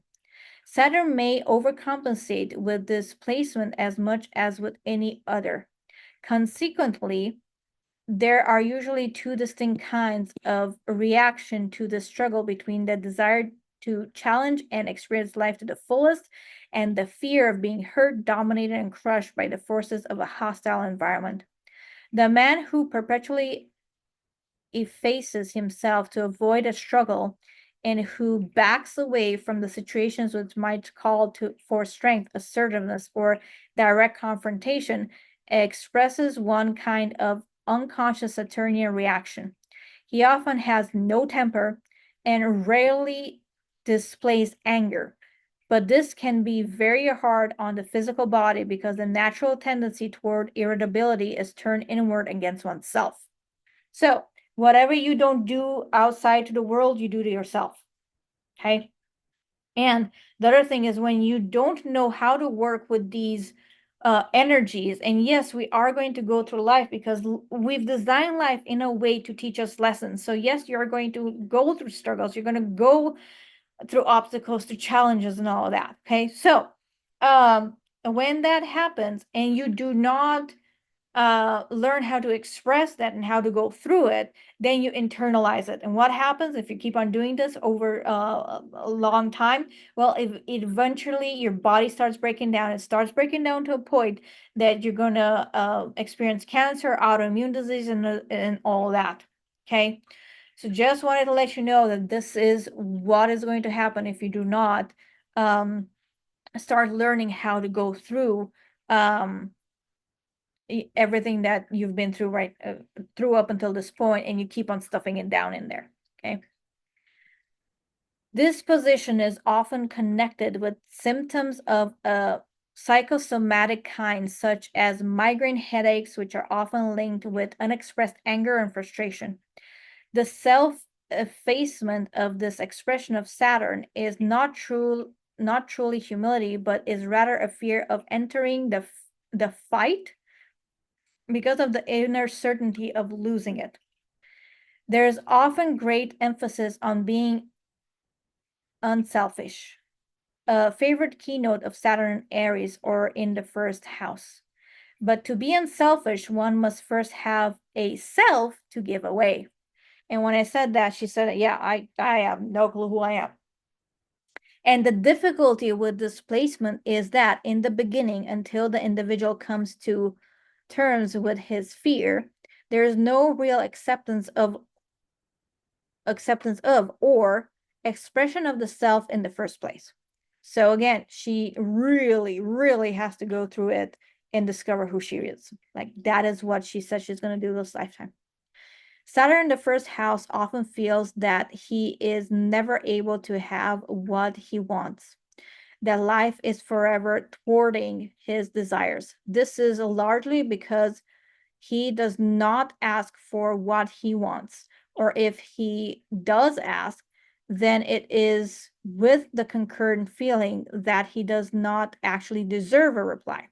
So this is what I told her. See, you asked for help, you said, hey, I need help, and when you said that, someone came running, and in this instance it was me. Okay, but yes, she does have a very difficult time asking for help. Their will and the use of the will are often frightening to this kind of individual because he is afraid of his own will and consequently projects what the terms of willfulness or selfishness onto others. As he comes to terms with his shadowy and powerful aspect of his own personality, for the person with Saturn placed here, has a powerful and controlled will if he chooses to recognize and utilize it. He generally finds that along with his frustration, he has also learned control over his desired nature and has shaped his personality into a disciplined tool. Although Saturn in his fall, although Saturn is in his fallen Aries, Mars is exalted in Capricorn. And I do see in her chart that Mars is in Capricorn. And because I'm trying to educate you on how to do that, give me one moment, I'll pull that up for you. All right, so in here you can see that, yes, we do have Saturn in the first house. However, Mars, this is how Mars looks like, is in Capricorn. Okay, so Mars loves being in Capricorn, even if Saturn does not like being in the first house. Okay, So because of that, and I told her, like, see how brilliant you are, see how brilliantly you put your chart together. And then I went and, continued from the book. And it's like, and the energy is similar in both these positions, are controlled and directed will, coupled with a sense of purpose, is one of the most positive qualities offered by Saturn in the first house. Okay. So I shared with her that she just put herself a life at the end of the tunnel in her chart. And she was happy, more than happy to hear that. Now, if you have this placement in Pisces and you don't have Mars in Capricorn, it's okay. You can still work through whatever it is that you need to work through. Okay. I was just showing the beauty of her chart to her. At the opposite end of the spectrum, the more aggressive manifestation of Saturn in the first house often appears, and this individual may be at first glance rarely distinguishable from the truly fiery type of temperament. No one is more outgoing than he is. No one is more prepared to take charge or seize control of a situation, either through sheer force or more suitable calculation. His philosophy is that the best defense is offense, because it has not yet occurred to him that it is possible to control oneself without the necessity of controlling everybody else as well. One closer expression, this kind of individual is often found to be as shy and awkward as his more self-effacing brother. Okay. He may find it as difficult to participate fully in life and to experience the sense of richness and fullness, which is so characteristic of the fiery personality. The use of the will is something available to every human being, but it grows in proportion to one's self-knowledge and self-mastery. The natural fear that the majority of people feel about the unpredictability of life is connected largely with the unconscious of the majority of the people about the resources and richness of the human psyche. Most men feel inadequate when confronted with their own powerlessness. The man who has achieved a degree of psychic integration is far better equipped to cope with life because he is generally aware of the purpose of his own life in a broad sense, and also more aware of the energies which he can utilize from within himself to carve out a piece of life for himself. Saturn in Aries, or in the first house, tends first to emphasize the fear of powerlessness because it suggests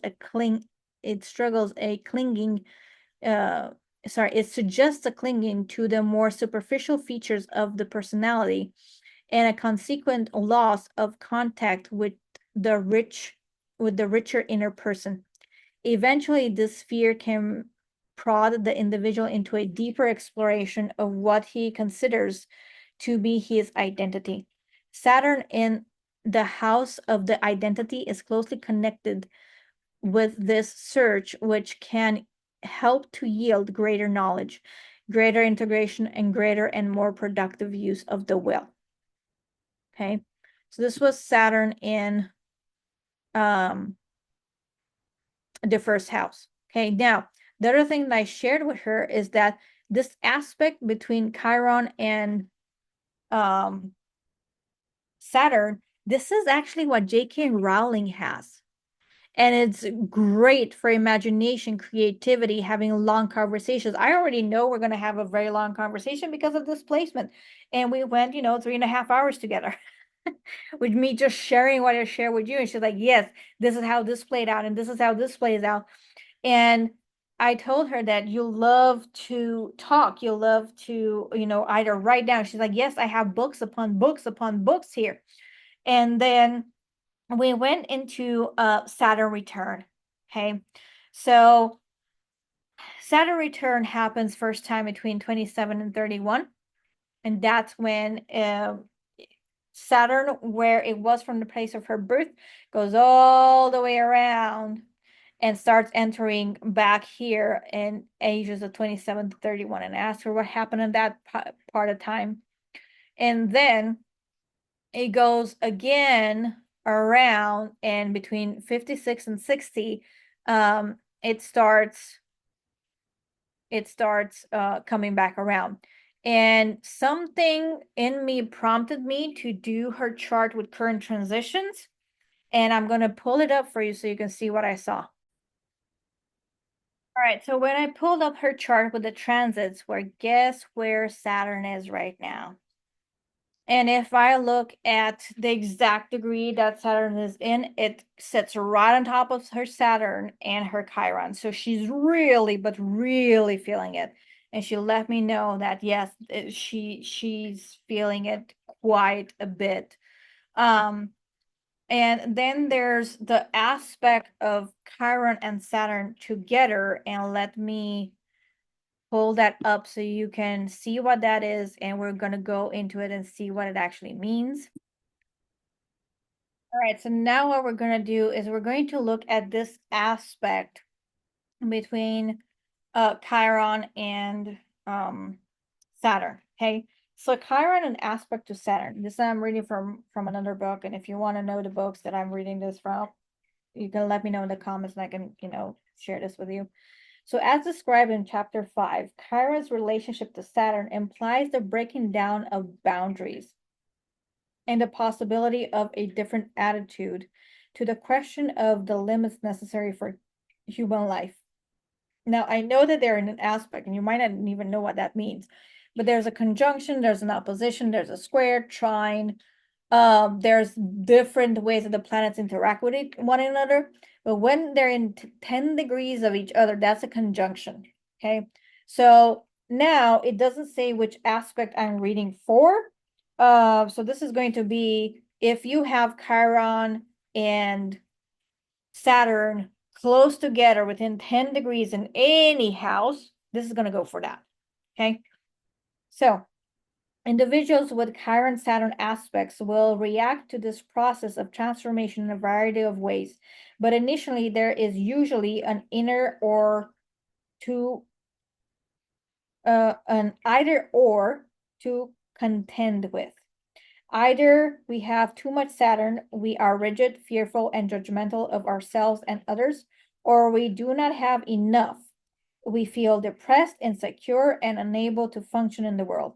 In addition, with Saturn an aspect to Chiron, father looms large. Here we meet the more severe and forbidding forms of the archetypal father. One face of Saturn, usually first personified by the actual father. However, Chiron Saturn issues involve different levels: the personal, the ancestral, the collective, and the archetypal. In reality, these themes overlap and interweave, as illustrated in chapter 11 in the charts of Dr. Ian Player and the Reverend Jim Jones. Here, however, I will describe them separately. On a personal level, Chironian themes are usually seen in the relationship with the father. He may have been physically or mentally ill, weak or lacking in some way, in need of healing or redeeming. He could also have been a petty tyrant. If we have grown up with a wound in the Saturnian area of limits, boundaries, and structure, we will feel deeply insecure. Perhaps our rebelliousness was not checked in a healthy way, or we suffered an authoritarian strict upbringing. Either way, we could become old before our time and be very serious from a very young age, having had to be our own father for one reason or another. The father can also be the one who wounds, persecutes, or dominates, leaving a legacy of fear and hatred in the child. Similar to when Chiron is in Capricorn, people with Chiron in aspect of Saturn often grow up rejecting their father. They may flee far from his neediness, his violence, or the overpowering restrictions he may have imposed, only to discover that this father follows them everywhere in relationships with authority figures and in personal relationships. And again, whatever you are running away from, you're going to run into. Just letting you know. Okay. In struggling to be different, we may be leaving our father's enlivened potentials, unconsciously trying to redeem him by fulfilling his unrealized ambitions or unconscious desires. With Chiron Saturn contacts, if a woman's primarily emotional bond was with her father, she may later fixate on men who appear quite different from her father, but who on closer inspection may be seen as her father's unconscious self. She may marry a man exactly like her grandfather or even great-grandfather. Alternatively, she may rebel and become an Amazon, seeking personal achievement and emotional independence. She may reject men knowing only relationships that come to nothing, as they are modeled on her relationship with her father. The father issues suggested by Chiron Saturn are usually wider in scope than the personal father, often involving our psychological inheritance over several generations, or collective patterning, and eventually the archetypal principle of father. If you have Saturn and Chiron aspect, it may be helpful to examine your family tree to discover the life patterns and psychological characteristics of your father's side of the family. You might discover the father that you are blindly following an inherited ancestral path, which could lead to disaster and failure. You could be creating life structures based on chaos made generations ago, thus unwittingly following in your father's footsteps. With Chiron Saturn aspects, some people feel that their purpose is to redeem a negative inheritance from the father's side of the family. There could be burdens, responsibilities, or family skeletons in the cupboard which do not go away. Some people will struggle with these all their lives. Others will have the opportunity, usually a transit involving Saturn or Chiron, to let go and recognize that the past cannot be undone. I beg to differ. Based on what I know, I beg to differ. Okay. I've kind of found a way to undo the past. Even generational things that have happened. And with the generational things, that's called epigenetics. And epigenetics, if you look it up, is the study of the epigenome in the DNA sequence. So it's not, and it in your DNA, you're going to have this informational text. And I have figured out well, it's not coming from me. I have studied with someone that knows how to, turn them off and on. And this is how I work with my clients that I'm, prompted to do this because they need it, or basically with myself a lot.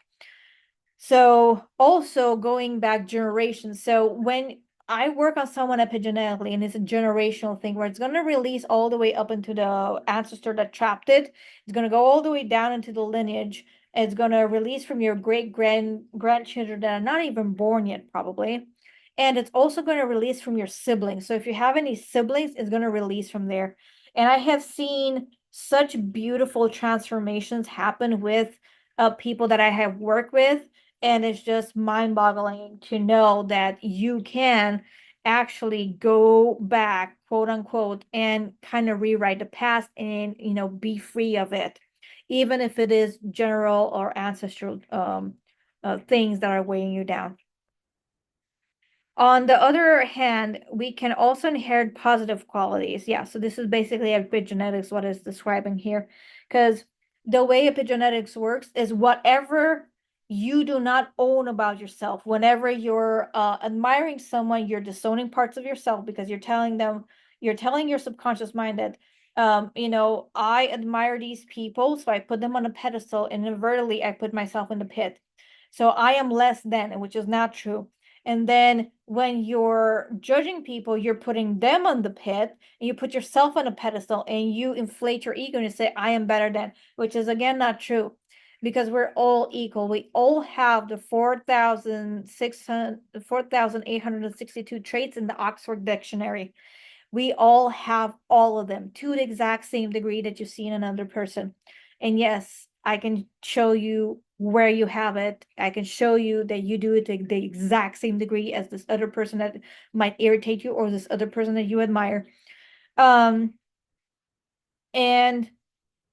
when you do not own yourself, when you're not standing in your power, so you have a lot of polarities going on. You have a lot of people that you admire and put on a pedestal. You have a lot of people that you look down on and resent and judge.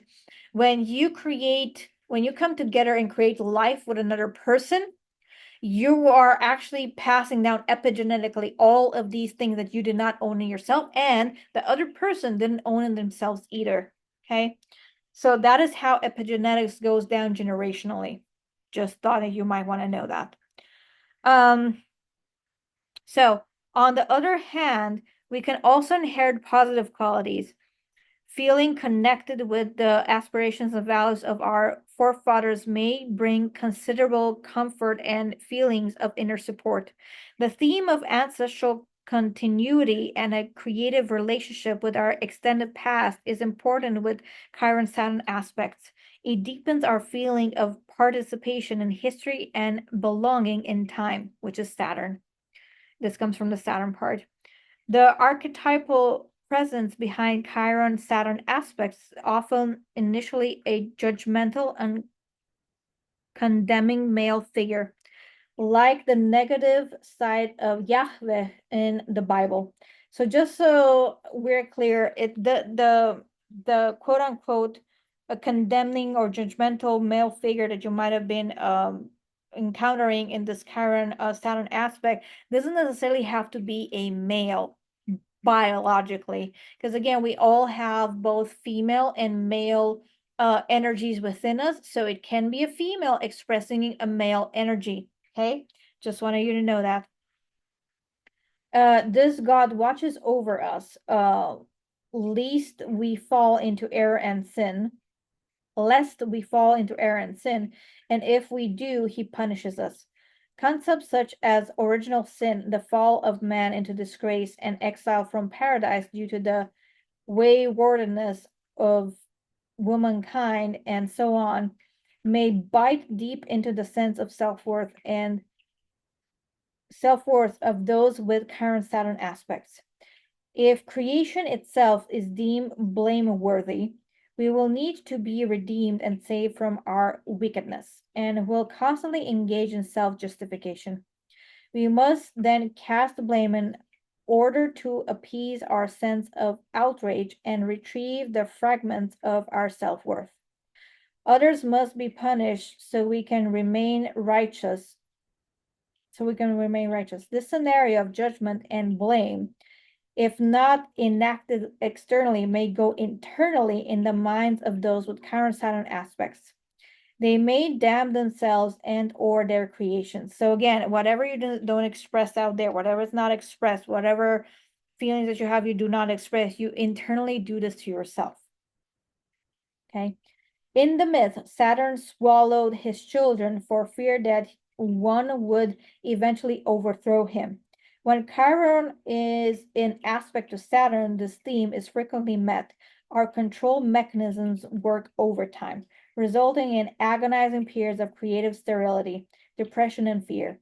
However, unlike Saturn, Uranus aspects or transits, when Chiron is an aspect to Saturn, the possibility exists of encompassing rather than trying to get rid of this compassion and grounded creativity may follow, like the golden age of the early days of Saturn's rule. Now, I do want to stress something out because of the wording that we're using. It's not usually the wording that I would use. And again, I am very aware that this is very polarized book by the language used in here. However, I want to educate you in something that it wants me to let you know, because you might not know. the word compassion, okay? It's actually two words, come and passion, okay? C-O-M and passion. So the word passion itself means to suffer. Compassion means to suffer with someone. So these are two words I do not use, I do no longer use in my vocabulary whenever I hear myself using it, because again, I am human. I'm still working through, all the programming that I have endured through, the 34 years that I've been here. So whenever I hear these words, passion or compassion, I'm like, no, I'm not going to go there, because that is coming from my amygdala. That is my fight, flight, freeze survival mechanism. I do not want to suffer. I do not want to suffer with someone else either. Okay. So just wanted you guys to know that those are the meanings of the words of passion and compassion. And if you do not want to suffer, I suggest you, erase them from your vocabulary. Now, Chiron Saturn contacts often indicate a strong superego, which criticizes and belittles, heaping scorn on everything we try to do. This voice is often unconscious and projected onto partners, parents, society, or any other suitable hook. We then do battle with this external authority. Its effect and the paralyzing, leaving us depressed. Its effect can be paralyzing, leaving us depressed and unable to enjoy life or foresee anything better. Prompted by our wounded sense of inner worth, we may become the nice guy and take our cue from others. We would become preoccupied with appearance, prestige, success, and status, but take our sense of structure and identity from our profession, from organizations, society, and institutions. And I just want to say with this, because I'm prompted to, um, this sounds to me like an identity crisis. When you associate with your work, when you associate with your relationship, when you associate with your friends and all that, and all of a sudden all these go away, then you might realize that you have no clue who you are. And this is the number one thing that happens um when you no longer have a job, when you no longer have a partner, when you no longer have what's it called? Someone next to you died that you've been investing a lot into, then you start to ask yourself, so who am I? And this is like the midlife crisis where, or people that retire, like they do not know who they are because they associated their career as their identity. Now that's not there anymore. They don't know who they are. Okay. However, that is because you were living based on society's values and not your own. And now when you're going to go in and look at your own values, that is how you're going to discover who is really there. So for me, if you took away, my business and everything else, I would still know who I am at the core of me. And I know what I came here to do. Okay. Okay. The anger that accompanies our struggle to shed this burden of guilt and unworthiness may wreak havoc in our internal and external lives. And here's the thing, unless you get out of guilt and shame and, get out of these things of unworthiness, you're not going to feel worthy of anything in your life. You're not going to feel worthy of a job. You're not going to feel worthy of a partner. You're not going to feel worthy of money coming in and keeping it, and you'll always find ways to get rid of it, because guilt and shame are the lowest vibration. And again, money is just energy. And if you don't vibrate at the frequency of money, it's not going to come in. Order, discipline, law, responsibilities, place in society, the ability to achieve and create through perseverance and overcoming obstacles are some of the areas where difficulties might appear. With Chiron Saturn aspects, our relationship with the entire physical realm could be difficult. We may experience sudden disasters, sickness, failures, and feelings of being crippled or impotent in the areas of life represented by the houses and signs involved. So for her, It's the first house is the house itself where she feels that. It is important, however, to bear in mind that what lies underneath. Repeatedly trying to get things working again is often doomed to fail if the underlying issues of self-judgment and lack of self-worth are not gradually brought to light with compassion. Again, I'm not going to use this word. What I took from this is like, if you do not go through your crap and dissolve it and find a way to go through it, it's just going to keep on weighing you down. You're not going to get to where you want to be. This is why, if you start a business or if you go work out, and yes, you might do that for a short period of time, in the long run it's not going to stick because of all the limiting beliefs that are generated with this aspect of Chiron and Saturn. With Chiron aspecting Saturn, we have a combination of extreme vulnerability and brittle defensiveness, finding it difficult to allow feelings of emotional need. We perhaps never approach others without full emotional armor plating. Although when alone we feel painfully vulnerable and long for this to be seen. We can appear aggressively self-sufficient, capable, and independent, but experience periodic collapse of ambition, capacity to work, or inner sense of coherence. A Chiron-Saturn contact may mean difficulty with imagining that things could be any different. This can even become a self-fulfilling prophecy. In this case, there are usually highly charged issues connected with the personal father involved. For example, one young man with Chiron conjunct Saturn in Pisces, there we go, repeatedly failed exams and spoiled career aptitude tests, although he was known to be intelligent. His father was uneducated, drank a lot, was sullen and uncommunicative. He had left home when his son was still young. The young man was trying to be like his absent father, over whom he still unconsciously grieved. Wow.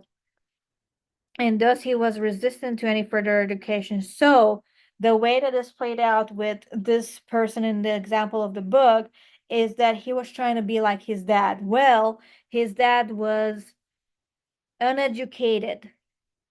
Okay. And that is why he kept on sabotaging his career aptitude test, because he wanted to be like his dad, and his dad was uneducated. So that ran him his entire life, because he kept on self-sabotaging his intelligence when he was highly intelligent. That is really interesting. The expression lagger mentality will be known to anyone interested in South African policies, and it's sometimes descriptive of Chiron Saturn aspects. In South Africa, pioneers would pull their wagons into a circle each night to protect themselves from wild animals and hostile black tribesmen. Totally hardline African totally hardline. They descended from the pioneers, believe their God-given duty and responsibility to the world is to preserve the white race intact from contamination by other races. Hence, apartheid. No clue what that means. Hendrik Verwoerd has Chiron in Sagittarius, conjunct Saturn in Capricorn. Oh boy. Both in the 12th house. Saturn is conjunct the ascendant, and Chiron is also opposite Neptune and Cancer in the 6th house. Verwoerd, as prime minister from 1958 to 1966, enshrined and institutionalized his belief, although it was already operating in practice. Ian Smith has Chiron in Aries in the 4th house, says Hydrate Saturn and Leo in the 9th house. As the last prime minister of Rhodesia, he held out against world opinion through a bloody guerrilla war for 15 years before independent Zimbabwe was created. Wow. He had polio in his youth, and the left side of his face is paralyzed. He certainly resisted changing the face of his country, fourth house. Also characteristic of the positive side of Chiron and Saturn, he did not flee after his defeat, but remained to serve in the government for a further 7 years. Margaret Mead was born a few days before Verwood, and her Chiron configuration shows how differently the same themes can be expressed in two different lives. She also had Chiron conjunct Saturn in Capricorn in the 12th house, with Saturn conjunct her Capricornian ascendant. She was an anthropologist who became almost a cult figure with her studies of primitive tribes, a suitably Chironian subject. Although her work has recently been partially discredited, doubts being cast upon the objectivity of her research, Chiron in the 12th house. Her description of sexual freedom combined with moral responsibility certainly tantalized public imagination. Chiron in the 12th house. Regardless of the objectivity of her research, she certainly gave from Saturn to the collective longing, 12th house, to redeem the primitive within. She portrayed a golden age of healthy and spontaneous expansion of the instinctual self. Um, when Chiron is an aspect to Saturn, we usually must encounter our own inner fear, rigidity, and contempt for others, as well as our inherited or collective attitudes of repressiveness and ultra conservatism. We might feel deeply ashamed when these qualities are first discovered inside ourselves. We would try and palm them off on others, deny them, or feel righteously indignant. We blame the government, the flu, or our horoscope as we struggle against the oppressor within. Wow, the oppressor within. Yep. However, if this can be honestly included as part of our makeup without making it worse by demanding change and transformation, we may find it bestows a measure of inner freedom and a feeling of being much more at home in the world of form. In the world of Khalil Gibran, and if it is a despot you would dethrone, see first that this throne erected within you is destroyed. Although we might be saddened with a tyrant subpersonality, it is still possible to recognize that this is not all of who we are, to carry it with humility and thus not to oppress others with it. If you have a strong Chiron and Saturn aspect, look at Blake's painting of Nebuchadnezzar would perhaps help you see this aspect of yourself with some humor and compassion. Sometimes we meet a person with Chiron and Saturn in aspect who has a relaxed and natural sense of authority. This is not authority by virtue of wealth or of wealth, status in society, profession, or achievement. It is rather the hard-won dignity of someone who has faced the depth of his or her own soul, its darkness and despair, as well as its hope and joy, who has emerged with a sense of freedom and acceptance of life, and who is willing to carry considerable responsibility.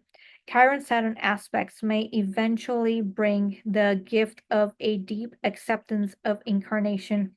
The wise old man or woman may in time emerge from what once was a painful wound. This figure aspects tradition and limits, but does not identify with them. Wisdom is gained through the discipline of full participation in life rather than withdraw from it. He or she is truly both in the world, yet not of it. Okay. So this was Chiron and Saturn aspect. And I asked her, like, when did you notice that this heaven had started? And she's like, around 50 years old. And I'm like, well, that is your Chiron return. So because she didn't go through her stuff at 50 years old, it then percolated and accumulated, and now she's in her Saturn return, and it's just piling on top of her and compiling and all that. So she really, really feels it.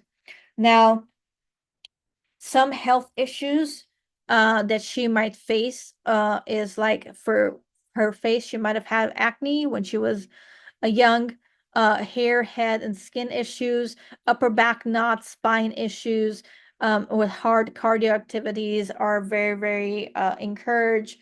Solar plexus issues, as in stomach, spleen, kidney, bladder. Yes, you can all get this from astrology.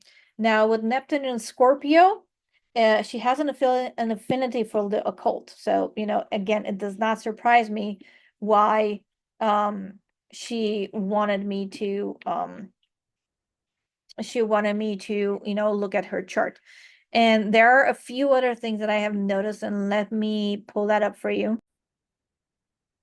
All right, so the other thing I was prompted to do for her was to do a synastry chart between us. And what you see is my North Node, which is this little like horseshoe type of thing. My North Node in Aquarius is conjuncting her Juno, which is at 2 degrees. So Juno is an asteroid, and it's the asteroid of commitment. So Juno and Jupiter were married. Now there were how can I preface this? Juno and Jupiter were basically the same person in two different bodies. Okay, this is also the concept of a twin soul. Sorry, a twin flame. So Juno is the she of the aspect, and she stood in the relationship with Jupiter not because of love, but because of commitment. So Juno is the goddess of commitment, basically, the asteroid of commitment. So when I looked this up, here is what this entails. Juno conjunct North Node synastry. Now, you do not want to go more than 1 or 2 degrees out, because the asteroid does not have that much power. Okay, so 1 or 2 degrees maximum. So Juno conjunct North Node synastry. With Juno conjunct North Node synastry, Juno embodies the qualities that North Node needs to develop in this lifetime. In some situations, Juno represents the ideal partner, spouse, or soulmate for North Node. This connection feels fated, as if the universe conspired to bring you together for a higher purpose. Juno values loyalty and commitment, because Juno's values, loyalty, and commitment become integral to North Node's journey of self-discovery and enlightenment. Okay. So she's a Juno, and it's becoming integral in my discovery in my North Node and all that. Why? Because I need a level up to help her level up, basically. Okay. North Node naturally adopts Juno's approach to devotion, fairness, and equality in relationships. This process of integration can be both challenging and rewarding, as it pushes North Node out of their comfort zone and into new territory of intimacy. Okay.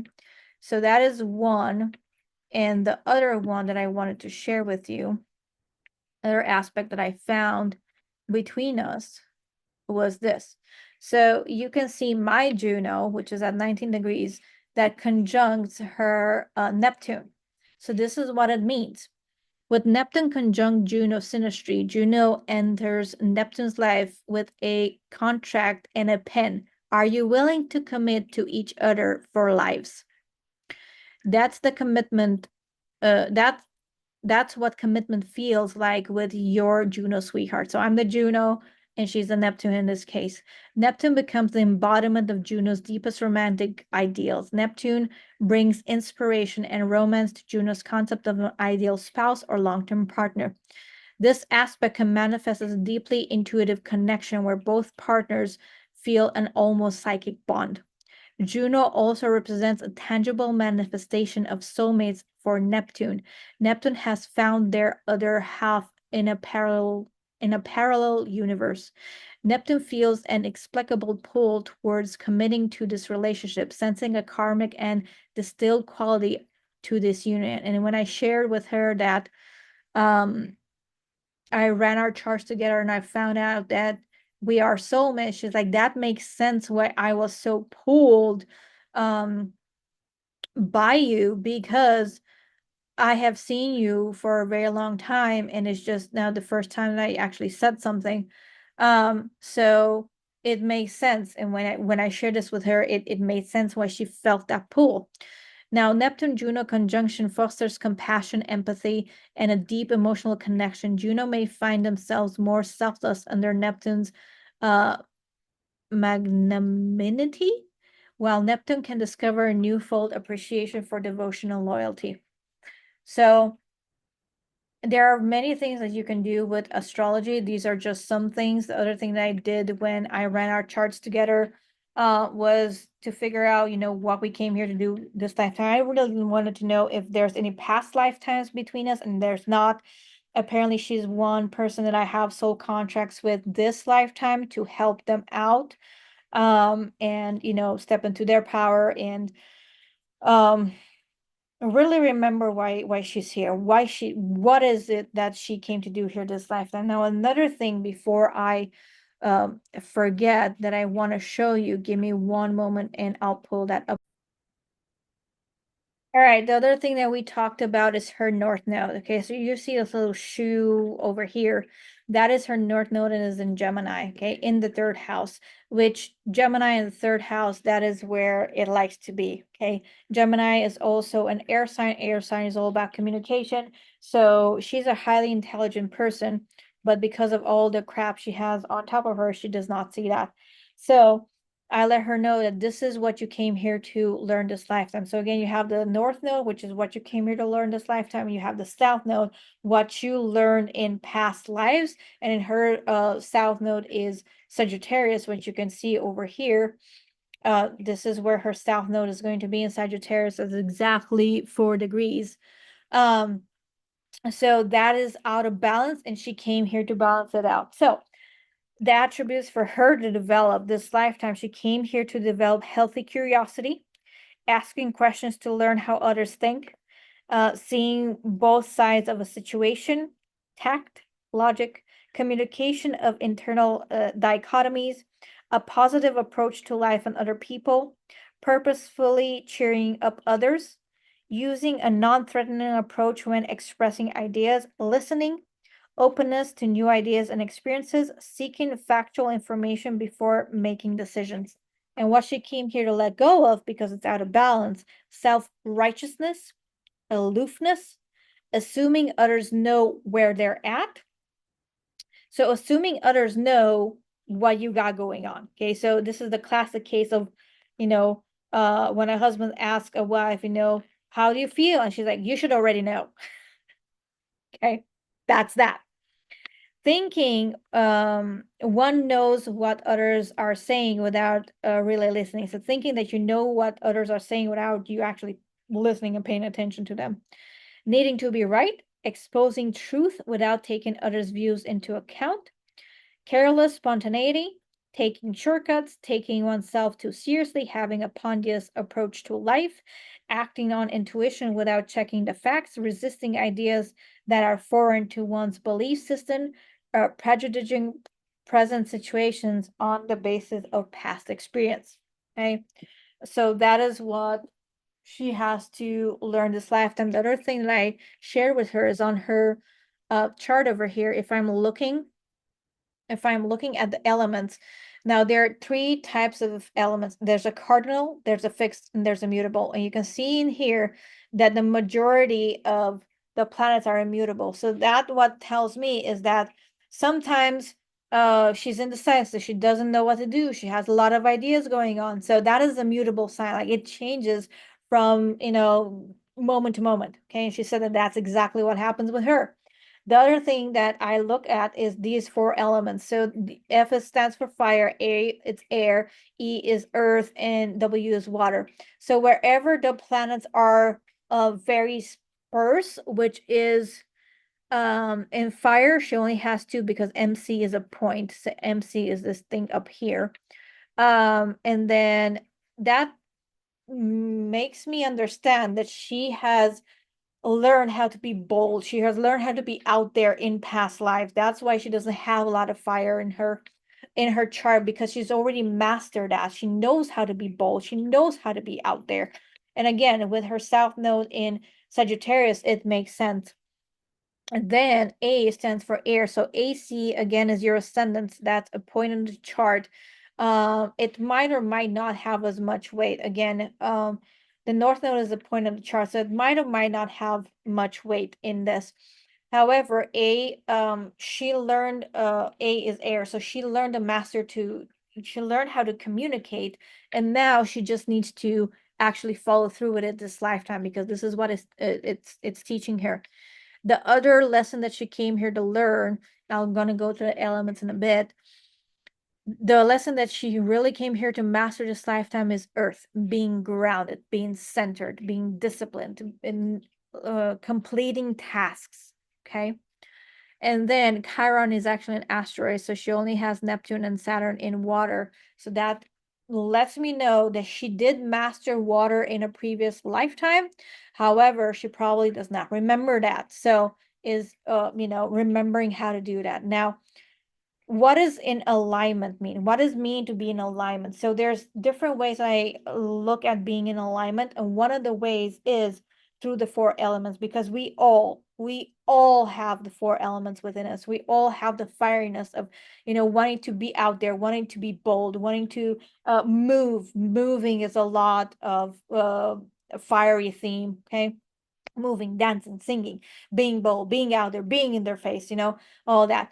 Then we all have air within us. We all have the throat chakra that needs to communicate, okay, needs to be expressed. Then we all have the earth within us, which earth is being grounding, being centered, completing tasks, being doing the mundane things.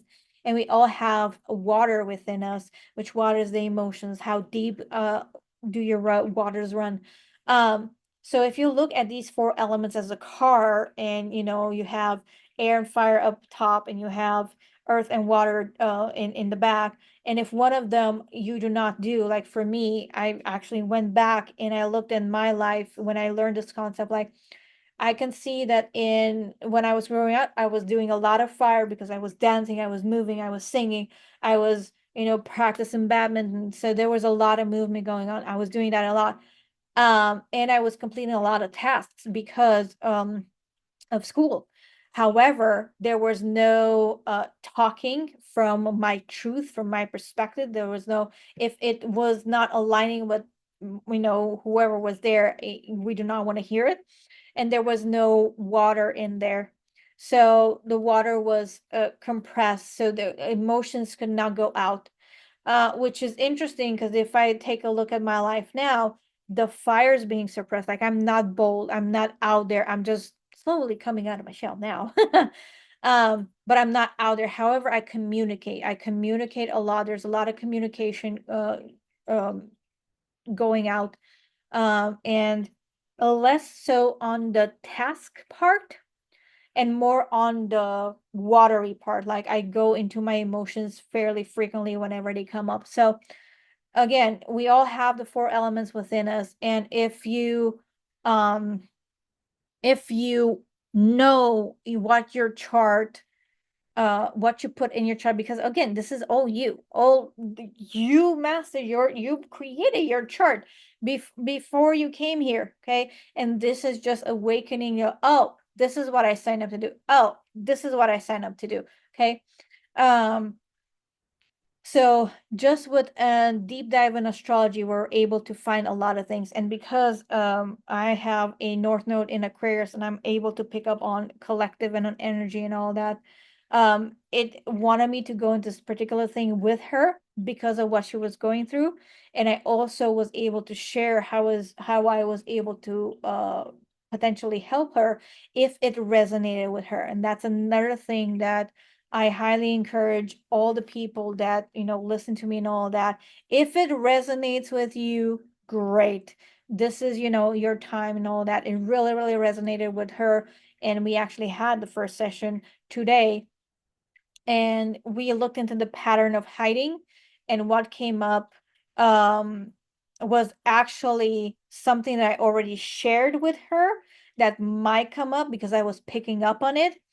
And that was a disembodied spirit. Okay, so a disembodied spirit is someone that has lived this lifetime. They did not cross over when they needed to cross over because of whatever reasons, and now it was inhabiting her body. And I could sense that. I could sense that is there because of how she was showing up. And when I went into the criterias of this, do you feel this? Do you feel this? It was a yes at everything. And I'm like, okay. And we started a process. And after the process was complete, she was feeling great, actually. Like you could really see a shift in her eyes, like she was alive. And she said that I feel joy for the first time. Like I want to dance, I want to sing, I want to, do all that. And I'm like, that is a total 180 from the person that came in that's really shy, really recluse, like doesn't want people to see her and all that, to just wanted to go and dance and sing and all that. Like that is amazing for me. um so if you're feeling in any kind of way, if you're confused, if anything that I have said resonated with you, then I am sure that this is why it wanted me to do this video for you. And again, do a reading. Doesn't have to be with me. Do a reading with someone. And have them tell you, hey, this is why. Now, here's the thing. When I do a reading, I do a reading spontaneously. Whatever your guides, yes, I do connect with them. Whatever your guides are telling me to do, whatever my guides are telling me to do for you, that's exactly what I'm going to do for you. And I have found that the more that I trust myself and the more I trust my intuition, it guides me to exact place, exact information. And this is how I almost never talk about astrology in my videos. Yet it was the astrology part that um caught her attention, and she said, hey, I want to, I want to talk, and I want to talk with you. And I was prompted to do that because usually I do not do that. So yeah, this is and I do have permission from her to share all this with you because I have felt the need to just share with a concrete example outside of myself just how much knowledge you have stored for yourself and your life lessons in astrology. And again, if you get a chance, and if this resonates with you in any way, shape, or form, get a reading. And then, yes, stuff is going to come up to the surface. And yes, you are going to want to work with someone to actually dissolve everything, whether it's me or it's someone else. Is totally okay. Just go and take care of you. Okay. The most important thing on this earth is you, because there's no one else on this earth like you. We all are unique in our own way. And if we were two of the same people, one of us would be obsolete. Okay. This is all that I had to share with you. I am hoping that some of this resonated with you. And if it did, let me know in the comments what part resonated with you. And I will see you in a future video. Take care.